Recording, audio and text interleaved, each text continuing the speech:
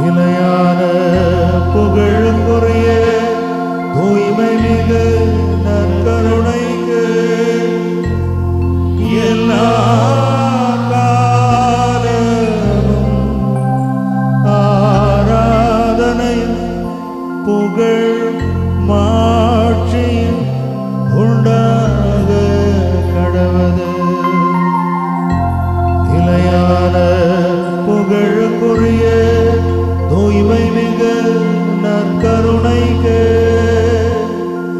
எல்லா காலமும் ஆராதனை புகழ் மாட்சியும் உண்டாக கடவது.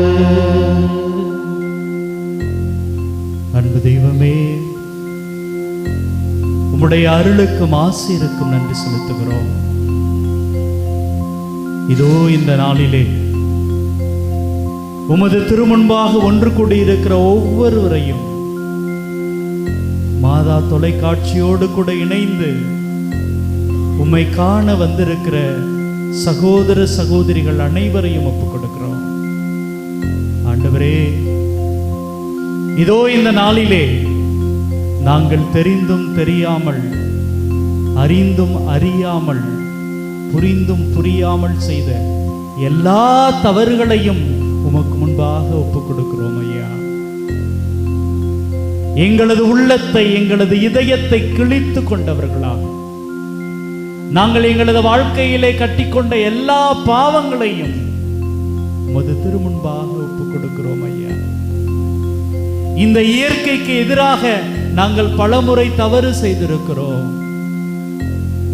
ஆண்டவரே, உம்மை அறிந்தும் அறியாமல் கடந்து போயிருக்கிறேன்.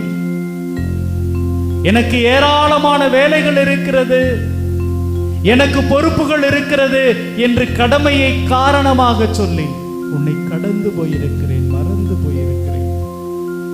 ஆண்டவரே, இதோ அந்த தருணங்களை எல்லாம் ஒப்புக் கொடுக்கிறேன். நீர் எனக்கு தந்திருக்கிற என்னுடைய குடும்பத்தை, என்னுடைய பெற்றோர்களை, என்னுடைய குழந்தைகளை, மனைவியை, கணவனை, சகோதர சகோதரிகளை நான் மன்னித்து ஏற்க தயங்கி இருக்கிறேன். பல நேரங்களில் அவர்கள் எனக்கு இடையூறாக இருக்கிறார்கள், எனக்கு வேதனையாக இருக்கிறார்கள் என்று நான் புலம்பி இருக்கிறேன். ஆண்டவரே, அதற்காக மன்னிப்பு கேட்கிறேன். அந்த இதயத்தை உமக்கு முன்பாக கொண்டு வருகிறேன். ஆம் தெய்வமே, சங்கீத ஆசிரியர் சொல்வதைப் போல என்னுடைய வாழ்க்கையில் நான் செய்த ஒவ்வொரு தவறுகளும் பாவங்களும் இதோ என் கண் முன்பாக நிற்கிறது ஐயா. ஒருவேளை நீர் எங்களுடைய தவறுகளை எல்லாம் எண்ணிக்கொண்டு, பாவங்களை எல்லாம் கருத்தில் கொண்டு எங்களை பார்ப்பீர் என்றால் நாங்கள் உமக்கு முன்பாக நிற்க முடியாது ஐயா. ஆண்டவரே, நொறுக்கி போன அந்த இதயத்தை, உடைக்கப்பட்ட அந்த உள்ளத்தை இதோ உமது திருமுன்பாக எடுத்துட்டு வந்து நிற்கிறோம் ஐயா. எங்களை ஆசீர்வதிங்கப்பா. என்னால யாரை மன்னிக்க முடியவில்லையோ அவர்கள் இன்னைக்கு நான் ஒப்பு கொடுக்கிறேன். அன்பு தெய்வமே, இதோ பல நேரங்கள்ல நான் என்னுடைய கணவனை மன்னிக்காமல், என்னுடைய மனைவியை மன்னிக்காமல், என்னுடைய குழந்தைகளை மன்னிக்காமல் உமது திருமுன்பாக வந்து நிற்கிறேன். இதோ அவர்கள் ஒவ்வொருவரையும் இந்த நேரத்தில் நான் ஒப்புக் கொடுக்கிறேன். ஆண்டவரே, என்னுடைய மகன் எனக்கு பிடிக்காததை செஞ்சிட்டான், என்னுடைய மகள் எனக்கு பிடிக்காததை செஞ்சிட்டாங்க, என்னுடைய மனைவி என்னுடைய பேச்சை கேட்கிறதே இல்லை, கணவன் அவன் விரும்பிய வாழ்க்கை வாழ்றான் என்று சொல்லி என்னுடைய மனசுல ஏராளமான பகை உணர்ச்சி ஐயா. ஆண்டவரே, நீங்க கேட்கிறது இப்படிப்பட்ட உடைந்த உள்ளத்தை தான். ஆமா ஆண்டவரே, என்னால மன்னிக்க முடியல, ஏற்றுக்கொள்ள முடியல, ஆனால் உடைந்து போய் இங்கே வந்திருக்கிறேன். நொறுக்கப்பட்ட நிலையில உங்க முன்னாடி நிக்கிறேன். என்னை ஒப்பு கொடுக்கிறோம் ஐயா, என்னை ஒப்பு கொடுக்கிறேன். என்னுடைய அந்த இதயத்தை ஒப்பு கொடுக்கிறேன். இதோ இந்த அற்புதமான நாட்கள் என்னை அப்படிப்பட்ட ஒரு வாழ்க்கைக்கு அழைக்கிறது என்பதை நான் உணர்கிறேன். தெய்வமே, ஆண்டவரே, ஏற்றுக்கொள்ளுங்கள். என்னுடைய உடைக்கப்பட்ட உள்ளத்தை ஏற்றுக்கொள்ளுங்கள். என்னுடைய கசங்கி போன என்னுடைய கண்ணீரை ஏற்றுக்கொள்ளுங்கள். ஆண்டவரே, இதோ என்னுடைய வாழ்க்கையில நான் சந்தித்து நொந்து போன ஒவ்வொரு மனிதரையும் இந்த நேரத்தில் ஒப்புக் கொடுக்கிறேன். யார் மேல் நான் கோபமாக இருந்தேனோ, யார் மேல் நான் பொறாமையோடு இருந்தேனோ, யாரை பழி வாங்க வேண்டும் என்று எல்லாம் எண்ணிக்கொண்டிருந்தேனோ, அவர்கள் ஒவ்வொருவரையும் இந்த நேரத்தில் ஒப்புக் கொடுக்கிறேன். ஆண்டவரே, ஆண்டவரே, அவர்களை மன்னிக்கிற அந்த அற்புதமான இதயத்தை எங்களுக்கு தாங்கப்பா.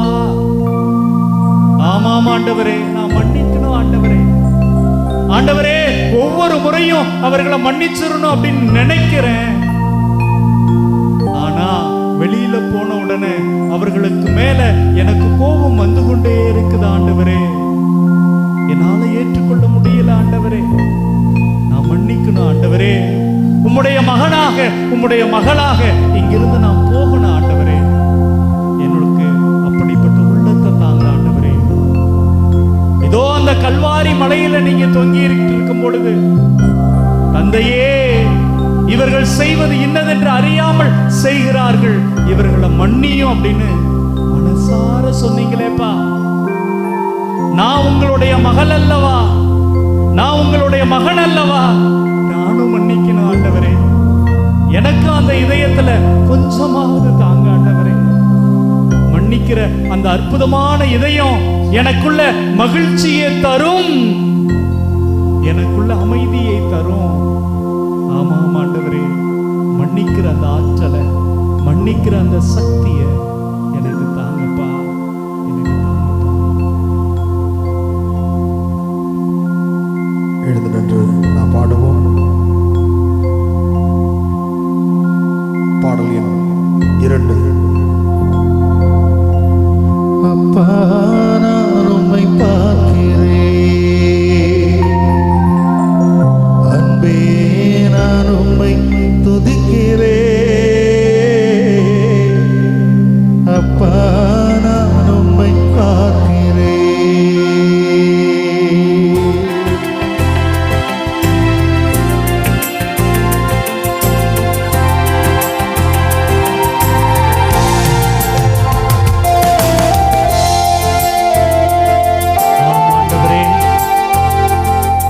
என்னுடைய நல்ல தகப்பனே, இதோ எனக்கு முன்பாக நீங்க இருக்கிறீங்கப்பா. உங்களை நான் பார்க்கிறேன். இந்த நேரத்துல இது வெறும் நற்கருணை அல்ல, நீங்க உயிரோடு வாழ்கிற தெய்வம். ஆம் தெய்வமே, உங்களது வாழ்க்கை முழுவதையும் நான் பார்க்கிறேன். நீங்க எல்லாரையும் ஏற்றுக்கிட்டீங்க.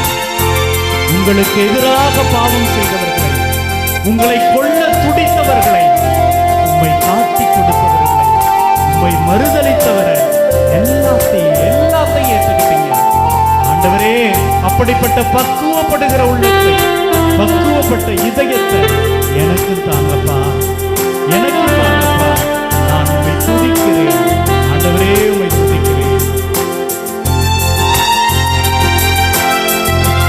கரங்கள் தட்டி பாடுவோம்.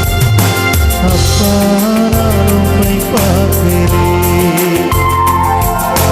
அன்பே, நான் உம்மை துதிக்கிறேன்.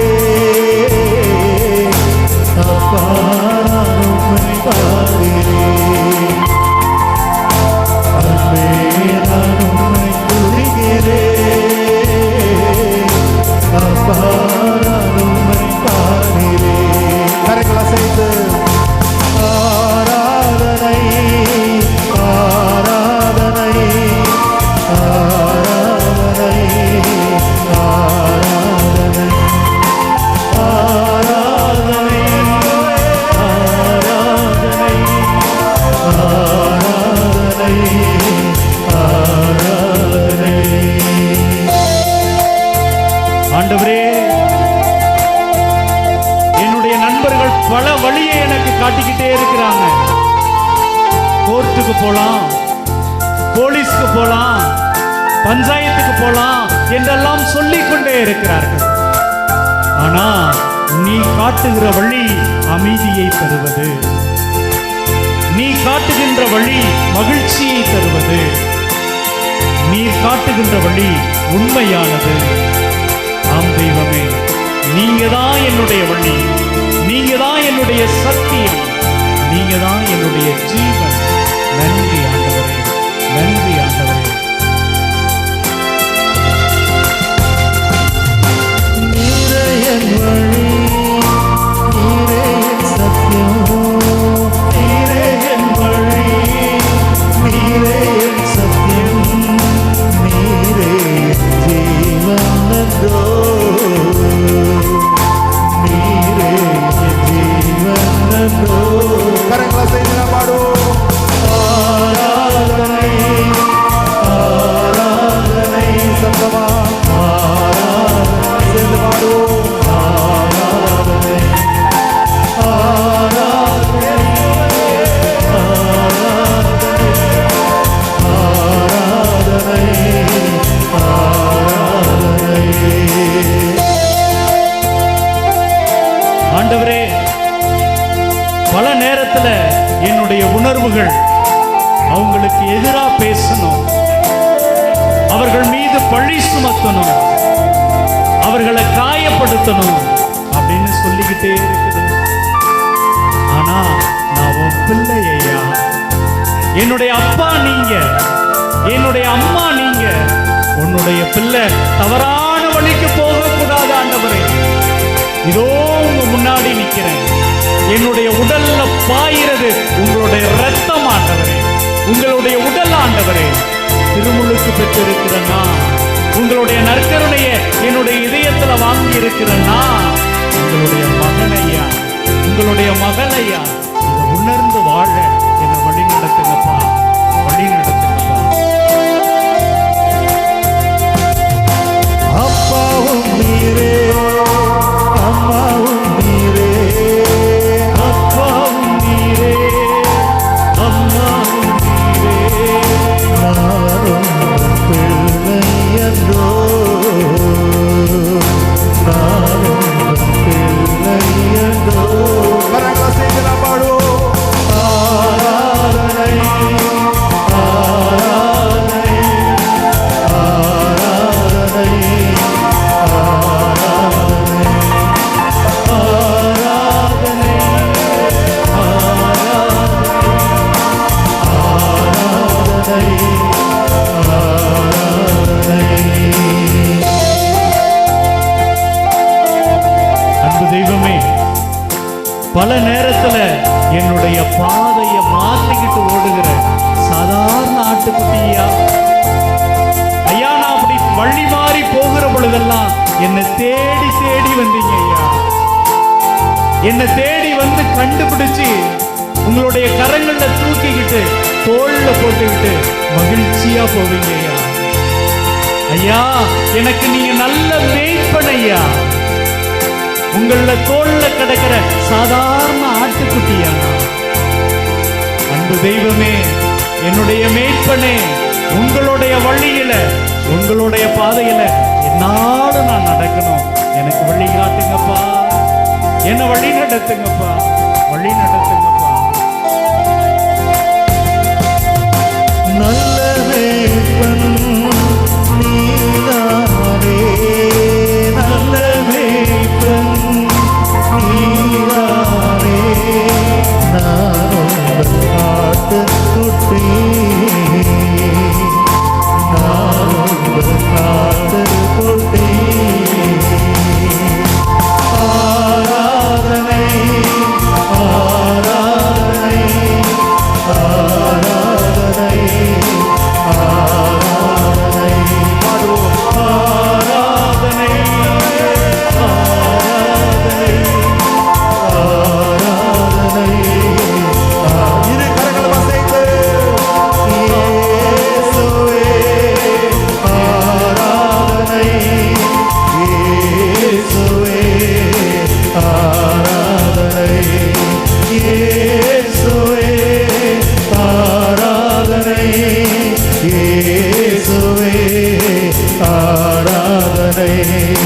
ரட்சகரே ஆராதனை, ரட்சகரே ஆராதனை, ரட்சகரே ஆராதனை, ரட்சகரே ஆராதனை. கரங்கள் தட்டி மீட்பரே ஆராதனை, மீட்பரே ஆராதனை, மீட்பரே ஆராதனை, மீட்பரே ஆராதனை, அடைக்கலமே ஆராதனை, அடைக்கலமே ஆராதனை, அடைக்கலமே ஆராதனை, அடைக்கலமே ஆராதனை, ஆராதனை, ஆராதனை, ஆராதனை,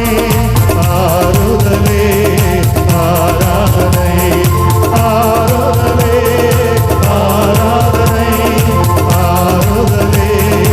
ஆராதனை, மருத்துவரே ஆராதனை, மருத்துவரே ஆராதனை, மருத்துவரே ஆராதனை, மருத்துவரே ஆராதனை, ஸ்நேகமே ஆராதனை, ஸ்நேகமே ஆராதனை, ஸ்நேகமே ஆராதனை, ஸ்நேகமே ஆராதனை. கரங்கள் உயர்த்தி இயேசுவே, இயேசுவே. நன்றி ஆண்டவரே, ஆராதனை தெய்வமே. அல்லேலூயா. நன்றி ஆண்டவரே, நன்றி தெய்வமே. ஆராதனை ஆண்டவரே. இயேசுவே, நன்றி ஆண்டவரே.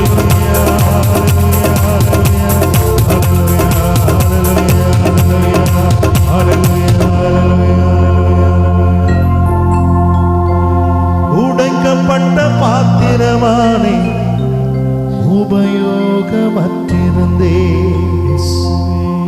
ஒன்றுக்கும் உதவுவதில்லை என்று சொல்லி ஒதுக்கப்பட்டேன். உடைக்கப்பட்ட பாத்திரமானே உபயோகமற்றிருந்தே, ஒன்றுக்கும் உதவுவதில்லை என்று சொல்லி ஒதுக்கப்பட்டேன். குயவனே உந்தன் கரம் மீண்டும் என்னை வளைந்தது, விழுந்து போன இடங்களில் எல்லாம் என் தலையை உயர்த்தியதே. குயவனே உந்தன் கரம் இயேசுவே, மீண்டும் என்னை வளைந்தது, அடைந்ததையா விழுந்து போன இடங்களில் எல்லாம் என் தலையை உயர்த்தியதே. நீர் மட்டும் பெருகணும், நீர் மட்டும் பெருகணும், நீர் மட்டும் பெருகணும், நீர் மட்டும் இயேசுவே, நீர் மட்டும் பெருகணும், நீர் மட்டும் பெருகணும், நீர் மட்டும் பெருகணும், நீர் மட்டும் இயேசுவே.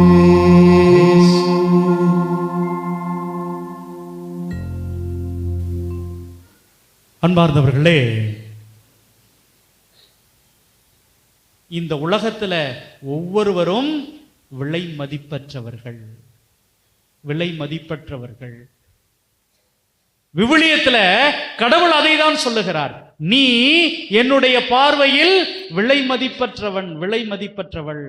விவிலியத்துல சொல்றதுக்காக மட்டும் இல்லைங்க, நமக்கு தெரியும் நம்முடைய தந்தையினுடைய அந்த அணுக்கள்ல கோடான கோடி அணுக்கள் நம்முடைய தாயினுடைய கருவறைக்குள்ள, கருப்பைக்குள்ள பாய்ச்சப்பட்டது.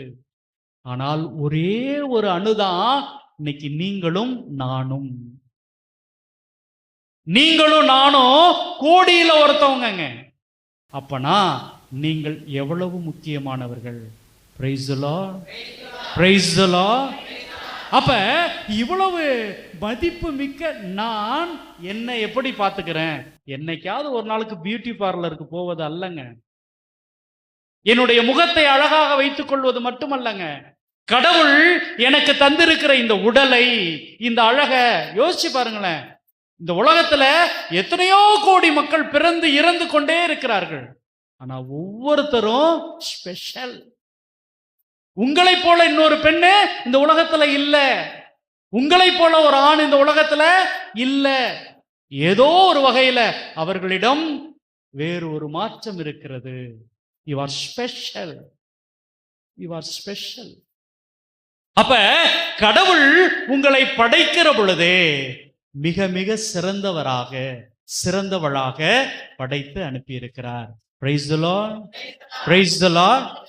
அப்படி அனுப்பி இருக்கிற பொழுது இந்த உடலை நான் எப்படிங்க பார்த்துக்கணும்? எப்படி பார்த்துக்கணும்? நிறைய நோய்கள் நமக்கு இருக்கிறது, ஒழுங்கா டாக்டர்கிட்ட போகிறது இல்ல. சின்ன சின்ன எக்ஸசைஸை கூட செஞ்சு சரியாக என்னுடைய உடலை கவனித்துக் கொள்வது இல்லை. அதனால இந்த நாட்கள்ல முதல்ல இந்த வேக தடையில நான் என்னை கவனிப்பேன், என்னை கவனித்துக் கொள்வேன். இதுதாங்க முதல்ல. பிரியமானவர்களே, இரண்டாவது என்ன அப்படின்னா, நான் என்னுடைய கடவுளை கவனிப்பேன். நான் என்னுடைய கடவுளை அன்பு செய்கிறேன், என்னுடைய கடவுளை நேசிக்கிறேன், அவரை சந்திப்பதற்காக வரேன். இதுதாங்க, இதுதான் கிறிஸ்தவம். பிரியமானவர்களே, அப்ப நான் என்னுடைய கடவுளை சந்திக்கிறேன் என்பதுதான் எனக்கும் கடவுளுக்குமான உறவு. இங்க நிறைய அம்மாக்கள்லாம் இருக்கிறீங்க, நல்லா யோசிச்சு பாருங்க. உங்க மகன் அல்லது மகள் அவங்கள ஒரு பெங்களூர்ல படிக்க வச்சுக்கிட்டு இருக்கிறீங்கன்னு வச்சுக்கோங்க. ஒரு சின்ன ஏதோ ஒரு அசைன்மெண்ட்டுக்காக சென்னைக்கு வராங்க. சென்னைக்கு வருகிற பொழுது அங்கிருந்து போன் பண்றாங்க, அம்மா என்னுடைய நண்பர்களோடு நான் சென்னைக்கு வருகிறேன், ஆனா நம்ம வீட்டுக்கு வரணும்னா குறைஞ்சது வர 1 மணி நேரம், போக 1 மணி நேரம் ஆகும். அதுக்கு ஏதாவது ஒரு டாக்ஸி பிடிச்சிட்டு தான் நான் வந்தாகணும். டாக்ஸி பிடிச்சிட்டு உங்களை பார்த்துட்டு போனேன்னா ஒரு 3000 ரூபாய் செலவாகும். அந்த 3000 ரூபாய் பணத்தை நான் உங்களுக்கு அனுப்பி வைக்கிறேன், அதை வச்சுக்கிட்டு நீங்க ஏதாவது செலவு பண்ணிக்கங்க, நான் வரல அப்படின்னு சொல்றாங்கன்னு வச்சுக்கோங்க. நீங்க என்ன சொல்லுவீங்க? பணத்தை அனுப்பி விடுப்பா, நீ ஏன் வேஸ்டா அலையிற, அப்படிதானே சொல்லுவீங்க. என்ன சொல்லுவீங்க? நீ வா, ஏன்னா நான் உன்னை பார்க்க வேண்டும். நல்ல அம்மாங்கப்பா நீங்களாம்.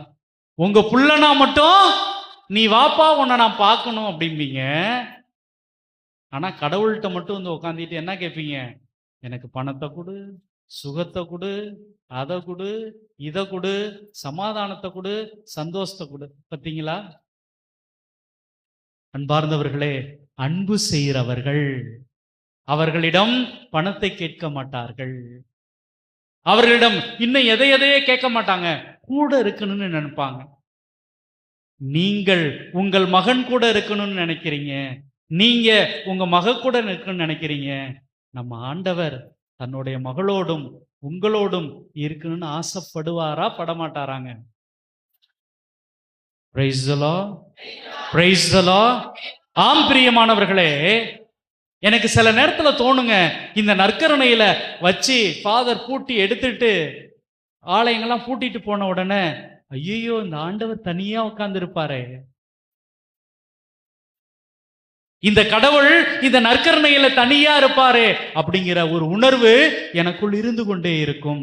காரணம் என்ன அப்படின்னா, ஒரு முறை ஒரு கோயில்ல போயிட்டு உட்காந்து எல்லாரும் பேசிக்கிட்டு இருக்கும்போது எங்க அம்மா என்ன பண்ணாங்க, அவங்களோட பேர பிள்ளைகிட்ட, என்னுடைய தம்பி பையன்கிட்ட சொல்லிட்டு இருந்தாங்க.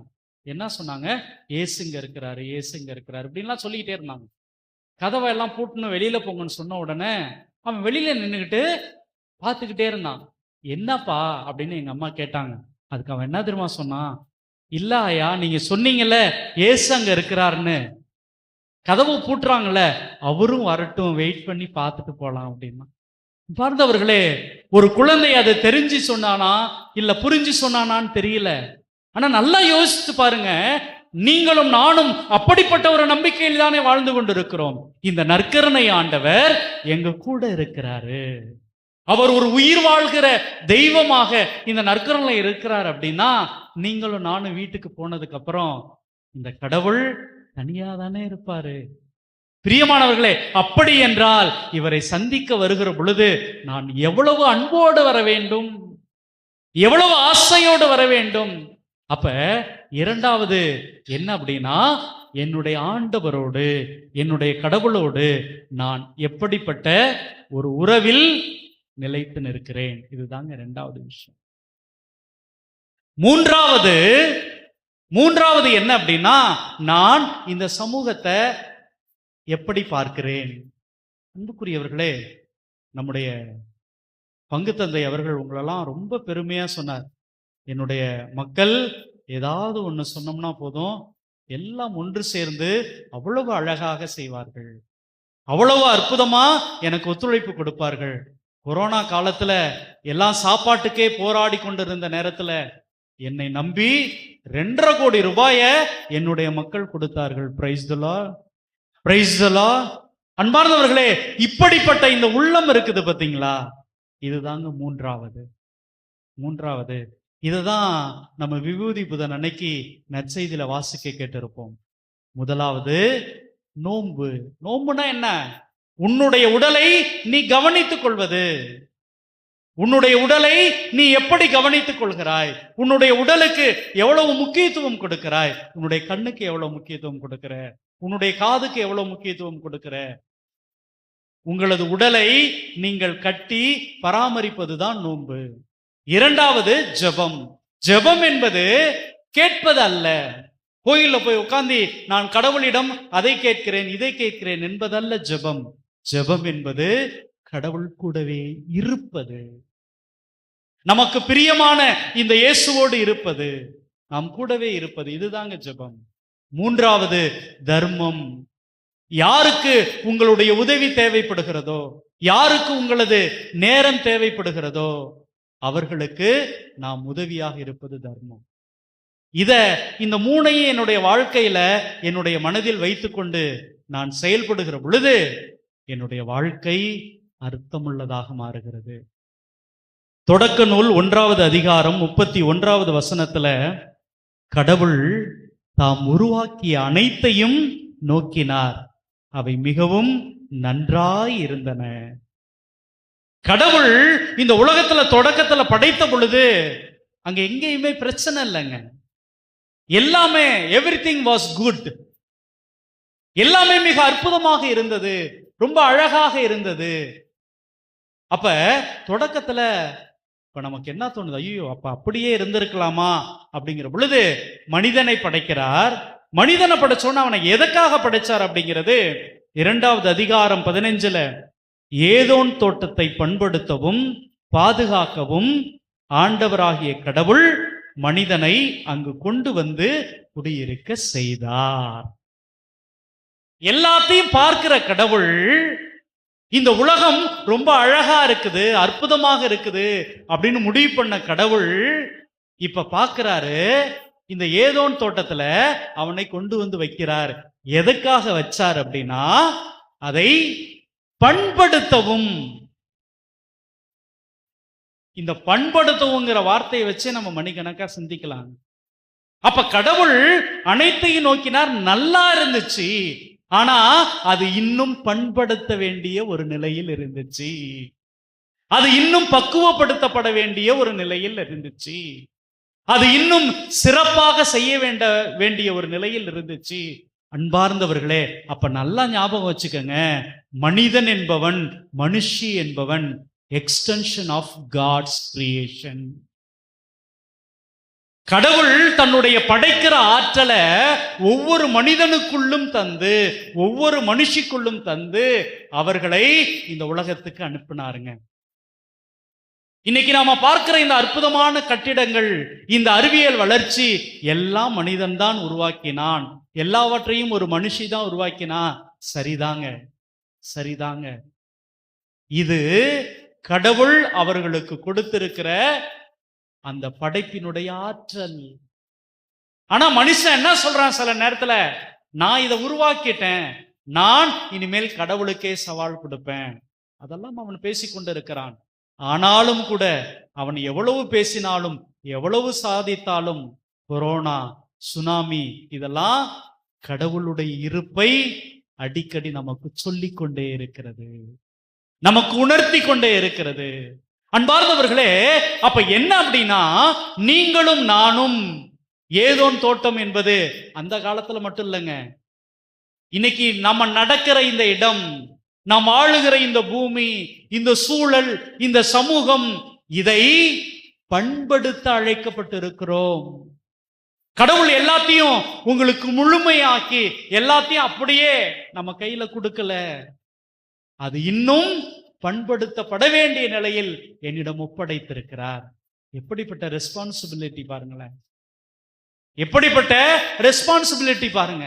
இந்த ரெஸ்பான்சிபிலிட்டியை, இந்த பொறுப்பை நான் உணர்ந்து கொள்ளாத வரை எனக்கு பிரச்சனைங்க. அப்ப நான் என்ன பண்ணிருவேன், நான் தொடக்கத்துல சொன்னது போல என்னுடைய உடலை ஒழுங்கா கவனிச்சுக்க மாட்டேன்.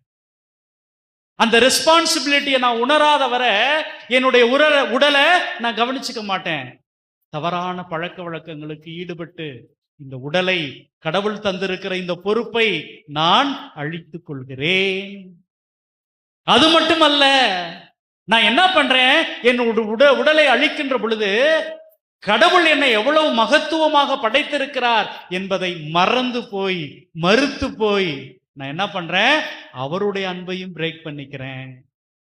அவருடைய அன்பிலிருந்து நான் விலகி நிற்கிறேன். ஏன்? நான் கடவுளுக்கு முன்பாக இருந்தா தானே ஃபாதர் என்ன பார்த்து சொல்லுவாரு, ஏண்டா இப்படி இருக்கிற அப்படின்னு கேட்பாரு. அந்த சிஸ்டர் பார்த்து என்ன திட்டுவாங்க. கோயில்ல இருக்கிற பெரியவங்க பார்த்து, ஏண்டா உங்க அம்மா அப்பாலாம் நல்ல பிள்ளை தானடா, நீ ஏண்டா இப்படி இருக்குன்னு சொல்லுவாங்க. கடவுளுடைய அன்பிலிருந்து நான் தூரமா போயிட்டேனா, கோயிலுக்கு வராம இருந்துட்டேனா, கடவுளுடைய அன்பிலிருந்து நான் விலகி கொள்றேன். பிரியமானவர்களே, நீங்க கடவுளை விட்டு தூரமா போயிட்டீங்கன்னா சமூகத்தின் மீதும் சரி, பங்கின் மீதும் சரி, ஏன் உங்களுக்கு குடும்பத்தின் மீதும் சரி, அக்கறை இல்லாதவர்களாக மாறிவிடுவீர்கள். பிரியமானவர்களே, இங்க அதாங்க நடக்கும். என்ன அப்படின்னா, கடவுள் ஏவாளையும் படைச்சு கூட்டிட்டு வருவாருங்க. கூட்டிக்கிட்டு வந்த உடனே ஆதாம் ஒரு கவிதை சொல்லுவான். எனக்கு தெரிந்து உலகத்துல முதல் கவிதைய ஒரு பெண்ணுக்காக ஒரு ஆண் சொல்றான், ஏவாளுக்காக ஆதாம் சொல்லுகிறான். அதுதான், இதோ இவளே என் எலும்பின் எலும்பும் என் சதையின் சதையும் ஆனவள். பாருங்களேன், தன்னுடைய மனைவியை குறித்து, தன்னுடைய துணையாளியை குறித்து என்ன சொல்றான், இவ என்னுடைய எலும்புல இருந்து எடுக்கப்பட்டிருக்கிறா, என்னுடைய சதையோடு இணைக்கப்பட்டிருக்கிறா அப்படின்னு நினைச்சு மகிழ்ச்சி அடைகிறான். ஆனா அவன் தவறு செய்தவுடன் அந்த மூணாவது அதிகாரம் 12வது வசனத்துல அவன் சொல்லுவான் பாருங்க, அப்போது அவன் என்னுடன் இருக்கும்படி நீ தந்த அந்த பெண் மரத்தின் கனியை எனக்கு கொடுத்தால் நானும் உண்டேன். இப்போ அவன் கவிதை பாடல. எப்பொழுது அவன் பாவம் செய்கிற அந்த ஒரு மனநிலையை உணர்கிறானோ அப்ப என்ன பண்றான், தன் கூட இருக்கிறவங்களெல்லாம் நிராகரிக்கிறான், அவர்களெல்லாம் தூரமா விலக்கி வைக்கிறான், தன்னையே தனிமைப்படுத்திக் கொள்கிறான்.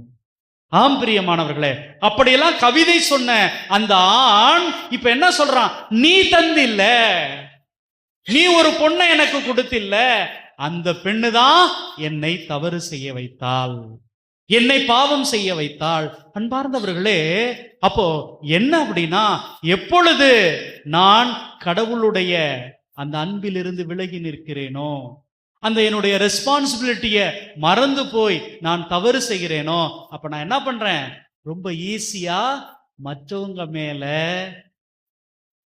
நான் அந்த பழிய தூக்கி வைக்கிறேன். பிரியமானவர்களே, இதெல்லாம் நமக்கு தெரியுங்க. இதெல்லாம் நடந்து முடிச்ச உடனே என்ன நடக்கும்? கடவுள் அவங்கள வெளியில துரத்திடுறாரு. எல்லாமே நடந்துருது. காயின் ஆபேல். இங்க பாருங்களேன், ஒரு தவறு எப்படியெல்லாம் ஒரு மனிதனுக்குள்ள ஒரு உணர்வை, பகைமையை ஏற்படுத்திக்கிட்டு போகுது அப்படிங்கிறத யோசிச்சு பாருங்களேன். 2 பேர் அண்ணன் தம்பி. ஒருவன் கோயில்ல போய் காணிக்கை ஒப்பு கொடுக்கிறான், அது கடவுளுக்கு ஏற்புடையதாக மாறுகிறது.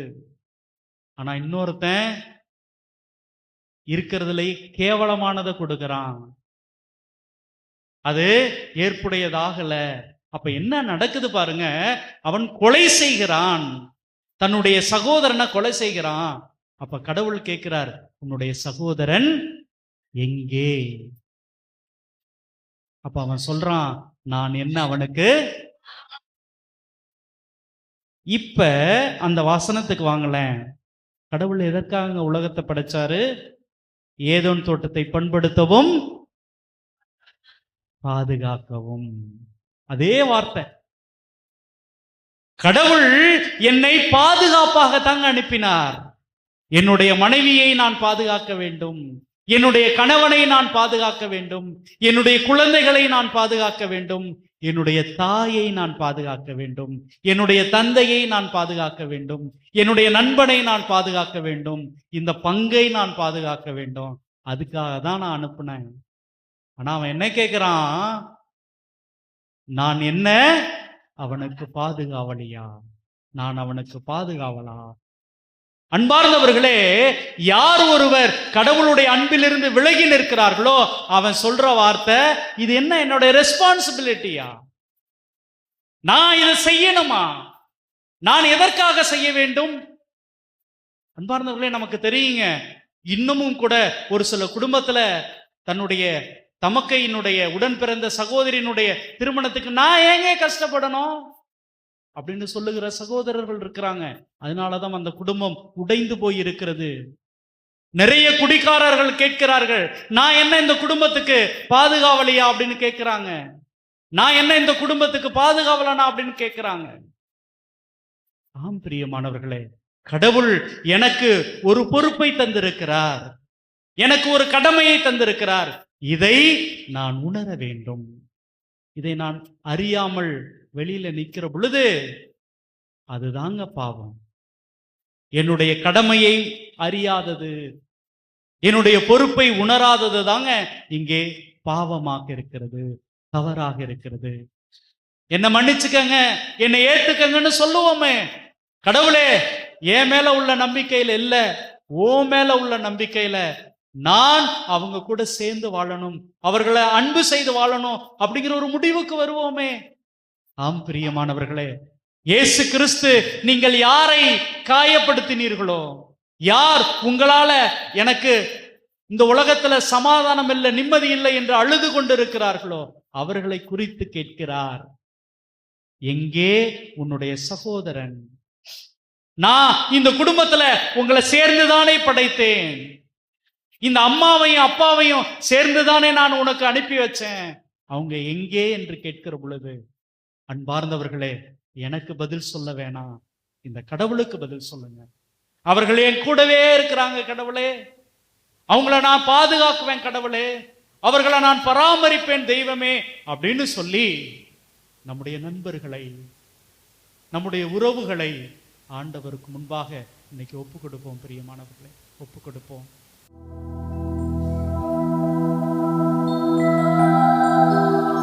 மன்னிக்க வரம் தாருமே, பிறரை மன்னிக்க வரம் தாருமே. கேட்போம் பிரியமானவர்களே, மன்னிக்க வரம் தாருமே, பிறரை மன்னிக்க வரம் தாருமே.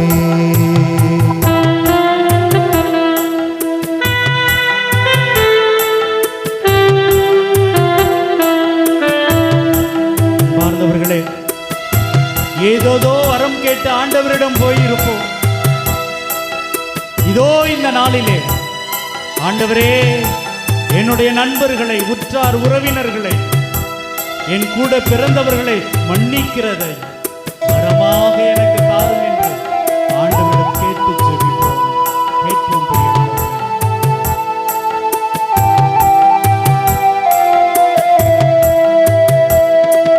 மன்னிக்க வரம் தாருமே, பிறரை மன்னிக்க வரம் தாருமே. மன்னிக்க வரம் தாருமே, பிறரை மன்னிக்க வரம் தாருமே. நீர் என்னை மன்னித்தது போல பிறரை மன்னிக்க வரம் தாருமே. பிறரை மன்னிக்க வரம் தாருமே. நீர் என்னை மன்னித்தது போல பிறரை மன்னிக்க வரம் தாருமே. பிறரை மன்னிக்க வரம் தாருமே.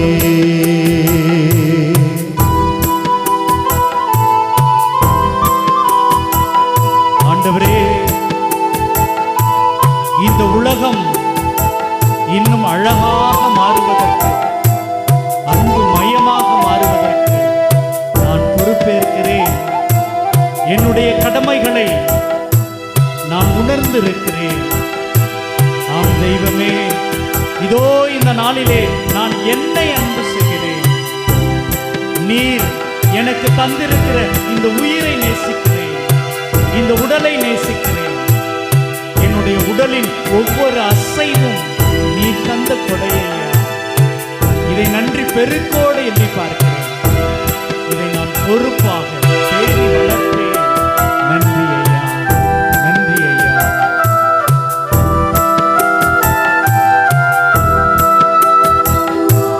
என்னை பகைத்தோரை மன்னிக்க வரம் தாருமே. என்னை சபித்தோரை மன்னிக்க வரம் தாருமே.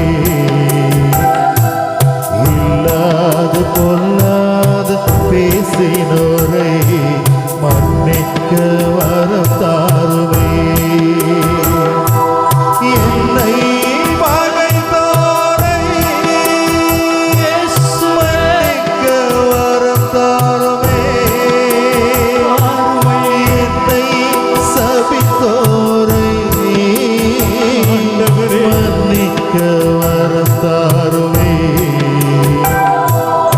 இல்லாது பொல்லாது பேசினோரை மன்னிக்க வரம் தாருமே. இல்லாது பொல்லாது பேசினோரை மன்னிக்க வரம் தாருமே.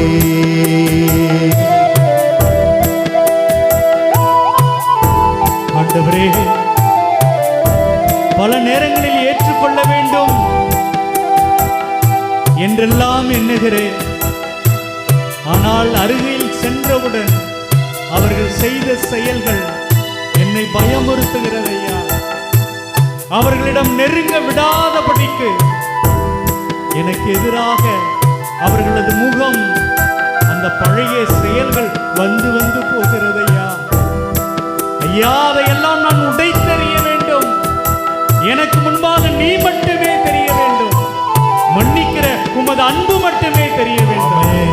ஆமையா, நானும் ஏற்றுக்கொள்ள வேண்டும். என்னுடைய சகோதரனை, என்னுடைய சகோதரியை, என்னுடைய நண்பர்களை நானும் ஏற்றுக்கொள்ள வேண்டும். எனக்கு வரம் தாரும் இயேசுவே, வரம் தாரும், வரம் தாரும். என் வாழ்வை அழித்தவரை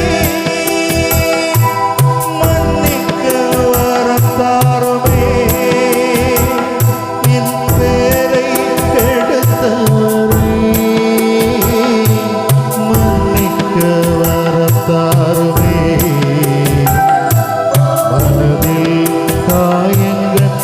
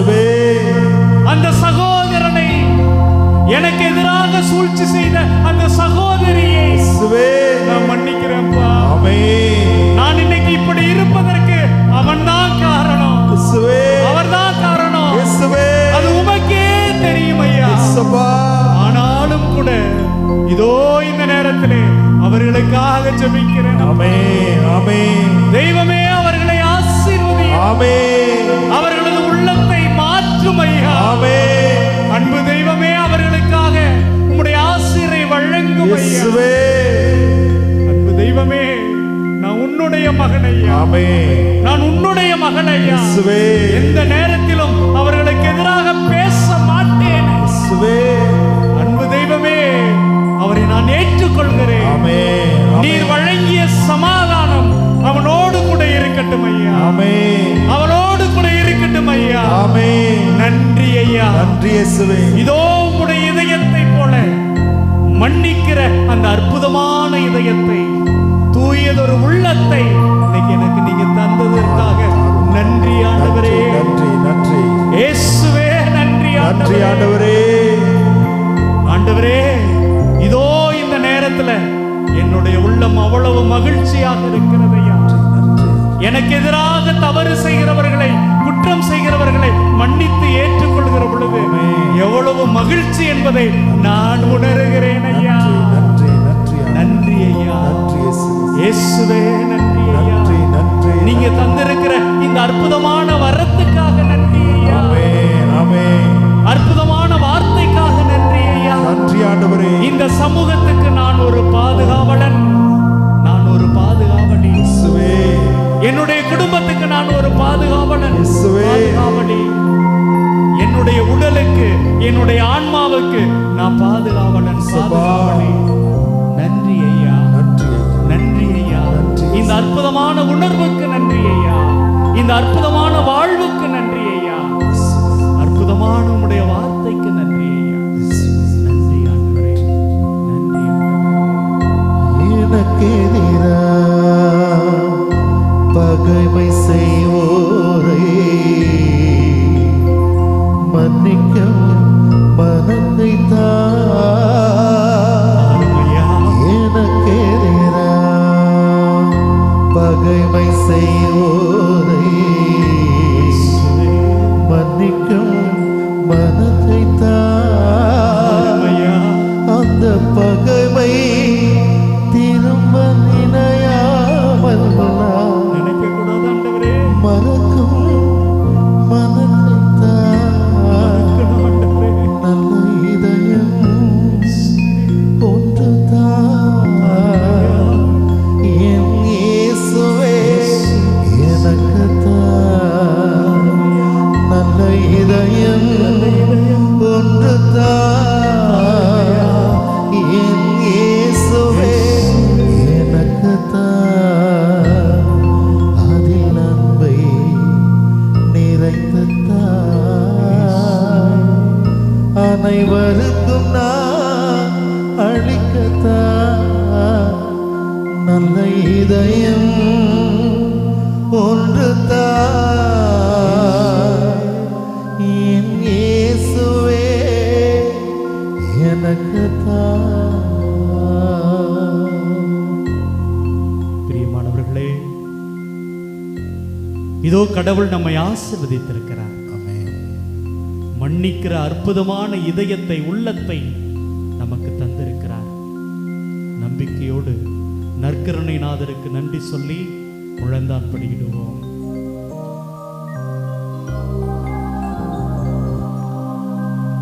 மாண்புயரே வருளடையாளத்தை தாழ்ந்து பணிந்து ஆராதிப்போ பழைய நியம முறைகள் அனைத்தும் இனி மறைந்த முடிவு பெறுக புதிய நியம முறைகள் வருக புலன்களாலே மனித இதனை அறிய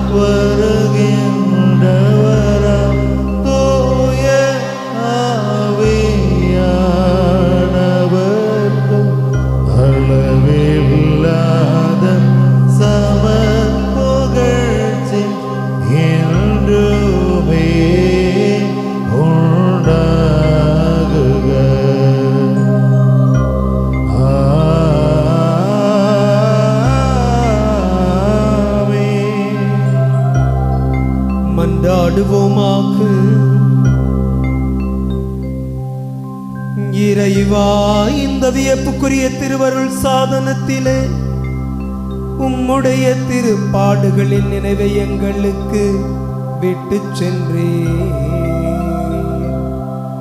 உமது திருவுடல் திரு ரத்தம் இவற்றின் மறைபொருளை வணங்கும் நாங்கள் உம்முடைய மீட்பின் பலனை இடைவிடாமல் அனுபவிக்க அருள் புரியும்.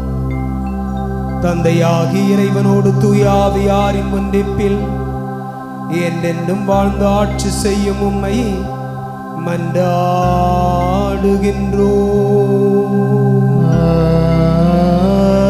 ஆமென்.